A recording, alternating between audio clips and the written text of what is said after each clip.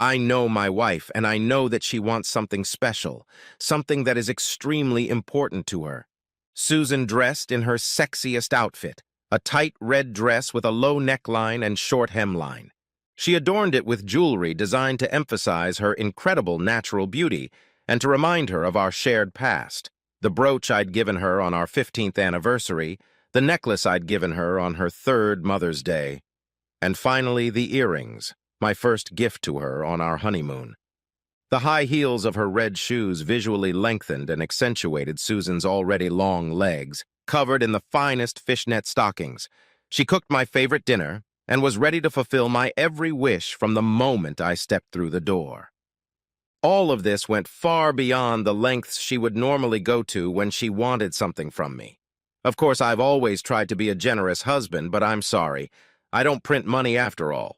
I have spent most of my career as a private personal injury attorney, and while this has allowed our family a certain level of comfort, there are still some limits. Such an extraordinary level of effort on her part can only mean that Susan intends to ask for something that goes far beyond normal limits. I know my wife and realize that what she wants is far more than we can afford. Susan has been a wonderful homemaker for many years and has raised our 2 children, who have now left home and are in college. She is a good wife and mother who cooks beautifully and tries to keep her body in shape. She is generous with love and affection in bed, has always been the first to volunteer to help the children with their schoolwork, and because of her, I feel loved and appreciated. However, over the years, she has tried many activities and hobbies that can dispel the boredom of a stay-at-home mom, for example, bird watching, selling cosmetics, writing, and much, much more. When she wanted to try a particularly expensive hobby, she would go all out for it, which, by the way, is pretty much how it was now. When Susan wanted to go back to work after the kids left home, it was a lot easier. She knew I wouldn't have to be convinced, because for once, she would be bringing money home instead of spending it. But it's been 2 years since she started working again. That's a lot longer than it usually takes for her to get bored with a new occupation, put it on the back shelf, and start looking for something new. For whatever reason, this next hobby of hers took too long. I know my wife, and I know what she's like when she has a new obsession. Susan serves dinner, and over the meal, we casually discuss how my day went. This is always a necessary part of pre-meeting maneuvers. Trying to get what she really wants from her directly will only spoil our pleasant and leisurely dinner, since she herself thinks she knows the process to a fine point. One day, during a phase of personal self-improvement, Susan read a book about negotiation. It was her new hobby, which fortunately did not last long. What she learned from the book was that keeping a clear schedule, proper sequencing, and providing information only when she wanted it was the key to getting what she wanted. That may not be a bad strategy, but she's used it so often that I can see all her games and tricks a mile away. After dinner, she clears the table and invites me to sit with her in the living room. I sit down in my chair and she stands as usual. She is obviously going to defend with all her passion what she has come up with this time, so she needs the opportunity to strut around the room. Well, I know my wife, and I can pretty much imagine what this is going to be about. She will go on at length, telling me how this, I don't know what it is yet, will make her happy. I think she'll probably offer something in return: new golf clubs, promises of improving our financial well-being, opportunities to spend time and money on one of my favorite projects. Basically, something she thinks has appropriate value. If I agree to the proposal, she will happily jump on my lap and ask me to take her to bed immediately, promising as an additional reward the sexual pleasures that will match her scale of what she has achieved from me. If I say no, well, then I can expect a very cold, if not Arctic, atmosphere in the bedroom for weeks, if not months. And still she might try to act behind my back and then just apologize. Over the years, it's gotten easier for me to just say yes, knowing that she'll get bored before she gets too caught up in her next temporary mania. I know my wife, and I realize that today she will try her hardest to get a simple yes from me. Susan begins by talking about her job. She likes working there, but she says there is a new young manager who has recently joined her department and has taken a special interest in her. At first I nod, thinking Susan means that he wants to be her mentor, or that she's hoping for a promotion. I know that would mean an increase in her work hours, and assume that she probably wants to reduce her responsibilities around the house. Then I realize that she's talking much more not about her job, but about this manager. He comes from a wealthy family. He's handsome, dresses well, travels a lot, and has the physique of an athlete. Using his famous last name and his own business acumen, this manager quickly rose through the ranks at her company. Susan trained him shortly after he started working there, and now he is her boss. She goes on and on about him, listing his many positive qualities. I know my wife and now realize what, or rather who, has become her new obsession. Susan then tells me that she has become close to her boss. She says she hadn't mentioned him before because she rarely talked about her work at all. As she talks about him, I remember seeing him once at a Christmas party. He came up and said hello to both of us then. At first glance, he seemed very friendly towards Susan, but he quickly disappeared into the crowd and I didn't think much of it. So, Susan continued, he flirted with her. At first, she thought it was just office flirting or a young man jokingly making ambiguous remarks about an older colleague. But there was more to it than that. It turns out that her young and daring boss has had his eye on her for a long time and recently told her of his intentions. Every year he goes on a weekend getaway to a tropical island, and this time he wants to take Susan with him. Not us, her. And my wife wants to go with him, so she needs a pass from me. I know my wife, and I realize I'm watching, as if in slow motion, my marriage come to an end. Susan sees my face stiffen and immediately switches to another tactic. She starts to insist. She was a virgin when we got married, and she wants to know what it's like to be with another man. He's a real gentleman. This will be our little secret, and no one else will ever know about anything ever again. It'll be a one-time thing. She loves me, and nothing will change that. It will be a new, exciting adventure for both of us. She'll come home completely refreshed and drown me in her caresses. It's not my fault, and it's not about me. It's just sex. If I love her, I'll let her have it. All of these arguments, one after another, bounce off me like peas off a wall, and at some point she realizes it's not working.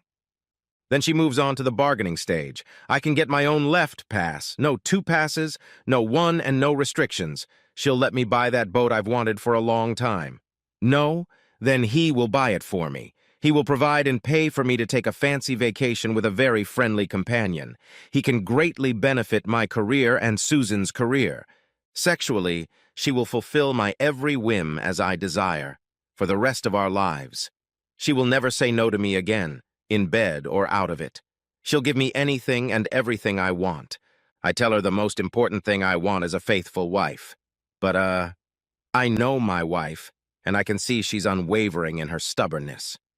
Susan is beginning to tell me that she is doing me the honorable and decent thing because she is openly letting me know what she wants. She's asking my permission, not just cheating on me behind my back. She wants her pass because by using it, she will remain faithful to me. She wants to give the pass to me so we can each have a new experience while remaining faithful. She asks to do this so she doesn't have to cheat in secret. I tell her that she doesn't have to cheat at all. She just wants it like a little girl wants a new toy, a handsome Ken. Now Susan's getting angry. She calls me a hypocrite because I slept with others before her, as if the vows we made at the altar didn't matter. She calls me selfish because she spent decades of her life and the best of her younger years on me and our family while I pursued a career, as if I was fucking lucky to work long hours at a job I wasn't too fond of. She calls me a fossilized, backward modern man because I don't want to open our marriage, as if fidelity is some fickle trend and which is in and out of fashion. I sit back, watching nonchalantly as she rushes around the room, waving her arms around and spewing her anger at me. I know my wife, and I realize she's not going to let this go. Finally, Susan runs out of steam and gives up. I tell her I can't stop her. I know she will eventually decide to go behind my back, as she has done so many times before when a new obsession has completely taken over her thoughts. I tell her that asking permission without caring if it is granted is still cheating and treason, and that I don't give my wife that permission. I tell her that if she leaves with him, she shouldn't come back. She won't be welcome here. Susan glares angrily at me, but says nothing. Unable to get what she wants, she snorts irritably, turns sharply on her heels, stomps up the stairs, and slams the door shut in our bedroom. My shoulders slump doomfully. Grief has settled into my heart, and I have nothing to do now, so I'm alone with my mournful thoughts. My anger and sadness have no outlet yet. I weave into the spare bedroom, undress and crawl under the covers, then toss and turn from side to side for the rest of this long, dark, and lonely night. I know my wife and realize I'm going to have a hard time falling asleep that night. When I wake up, Susan is already gone. Her suitcase is gone. Her warm clothes are gone too, and she hasn't taken her phone. Along with its charger, it's lying on the bedside table. So alas, I couldn't contact her even if I wanted to, and I don't want to. Under the phone is a note Susan left for me. In it, she expresses her hope, if not certainty, that I'll change my mind when I've had time to think seriously about it. She explains that she'll be back Monday night. She also writes that she loves me and hopes that while she's away, I'll use the affair pass she issued, which, as I've told her repeatedly, I neither accept nor want to receive. She assures me that she will come back just as loving as she left, if not more so. For some reason, she mistakenly believes that she will still be a valuable treasure that I would be glad to have back, rather than trash that I would rather get rid of. Well, her delusion is understandable. Up until now, she had been my greatest treasure. But now, she's not. Right now, Susan is on an airplane and I am here. It's Friday morning. I called the office and left a message that I would not be there, as there is more important work I need to do. I couldn't give vent to my emotions last night, but now I have nothing but rage in my heart and the time I need. The next thing I do is call an old friend of mine and thus set the wheels and gears of the legal machine in motion. He starts drafting the divorce papers. I send him a copy of our prenuptial agreement, which includes, among other things, an adultery clause, as well as information about the assets she and I have in common. I ask him to be fair, given the fact that Susan is the mother of my children, but in no way be overly generous to her. Given the structure of our assets and the details of the prenuptial agreement, the division should be very simple. I know my wife and remember that she never paid much attention to legal details. Susan was strict about keeping the house in order. It was the only thing she really excelled at. Over this weekend, it will be easy for me to find all of her things, pack them in bags and boxes, and send it all to storage. I want Susan to realize as soon as she opens the door that this is no longer her home. The job of packing and moving her stuff out turns out to be somewhat morally satisfying. It allows me to focus on something I can control. All of this takes most of the weekend, leaving my body so exhausted each night that it's all I can do to collapse into bed and pass out. At least my brain isn't plagued at night by endless and generally useless thoughts about where things have come to. Monday morning, I prepare myself for the confrontation ahead. I call our kids and inform them of what is to come.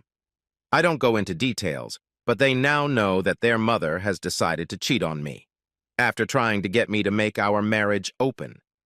They are smart kids. They know me, and they realize that there is no changing my mind on this issue. I cry with them and assure them that I love them with all my heart. At least she didn't try to poison the kids' relationship with me. I then call our closest friends, sharing the news with them, and they are all just shocked. I call my parents, and they, of course, are supportive. Finally, I call and tell Susan's parents everything, and they were horrified at what their daughter was up to. I know my wife and I know that no one would support her. Susan's plane will be landing soon. My friend stayed up half the night to do me a favor and worked painstakingly this weekend. He handed me all the necessary copies of documents in a simple but unmistakable envelope of heavy manila paper. I decided not to hand these papers to Susan at the airport. This is not out of any loyalty. I really hope she will be ashamed of her actions. After all, I was the one who made sure that a phone storm erupted in our usual social circle. Her phone, which she had purposely forgotten and which was now sitting on the hallway table, was flooded with text messages and voicemails from family, friends, and acquaintances condemning her. I didn't hand the papers to Susan at the airport because I want to see her face when she realizes how much this weekend cost her. In normal life, I am not a violent person. Perhaps my wife, who will be an ex in the near future, mistook my kindness for weakness. Perhaps she saw my generosity as a lack of will. But even a kind person can be driven to cruelty. Even a generous person can bang his fist on the table and exclaim, "I've had enough." I know my wife and I foresee that her life will soon become much less comfortable than what she is used to. Susan swings the door open and enters the house with a wide, serene smile on her radiant face. She is truly fresh and beautiful, and I feel a brief prick of regret over what is about to happen. But almost immediately I remember that it doesn't have to happen. It's already happened. She betrayed our vows. It was her own choice. She chose her young and attractive boss over me, her husband. She chose to destroy our history and our life together, even though I warned Susan of the imminent consequences of her actions. Her smile disappears, and her face itself stretches and stiffens when she sees our living room. It takes her a moment to realize what has changed in the house. Her still beautiful eyes flicker around, looking around the room and noticing the absence. Yes, she sees some things missing. The crystal vase she loved to put flowers in for birthdays and anniversaries, our wedding portrait, dear to her heart souvenirs from our travels together, and more. But much, huge, more painful is the lack of love. Even when we fought, even when I was sometimes angry with her, the strong bulwark between us was always love. But not now. I'm in no hurry to greet her. There is no tenderness in my manners now. I don't even say hello to her. But I hold in my hand the very envelope of heavy paper that is unmistakable, and which will show her with bitter precision how little she will have left when our paths part in different directions. I know my wife, and I can clearly see the tentacles of fear creeping inside her and spreading out to grip her heart with cold. Susan's eyes widen in panic. She begins to protest, to beg, to cry. I am impassive. She repeats the same arguments she made before she left, about how it was just meaningless sex, about her abiding love for me, and that she would do anything for me. I'm indifferent. She tries to remind me of our marriage, our children, our life together. I'm furious. I rise to my feet, struggling to contain my anger. I hiss through my teeth that I was the one who remembered these things, not her. I was the one who appreciated these things and everything she was just talking about. She didn't. I begged her not to throw it all away, not to go to him, but she blithely, selfishly refused. These were the best moments of my life, and now she's trying to use the memory of them as a bargaining chip. I tell her that right now she makes me nothing but disgusted.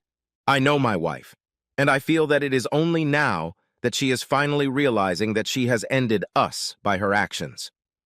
Susan is overwhelmed by a wave of anger, and she begins to rage. She screams that I can't do this to her, that I can't take her whole life away from her, that this is not only mine, but her home, that I have no right to kick her out, that she's always supported me, that she raised our children, that... I start to shut down from her accusations, sobbing and yelling. Eventually, she runs out of breath, collapses on the couch, and, shrinking and shaking, breaks into loud sobs. I am not a cruel man, and it is time for me to show her mercy by giving Susan one last blow to end her useless tantrum. I didn't take anything from you. You threw away the best of what we had. There's nothing left here for you anymore. Now go away. I know my wife. Now I think she's finally, for the first time, really gotten to know me.